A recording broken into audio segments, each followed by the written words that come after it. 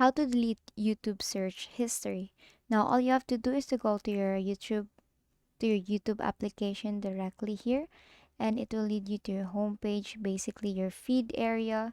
Now, what you want to do next is go to your search bar here. As you can see here on the upper right, you will see a magnifying glass or the search icon.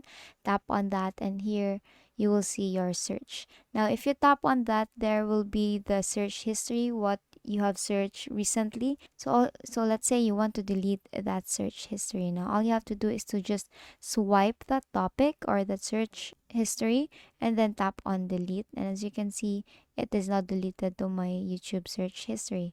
So let's do it again.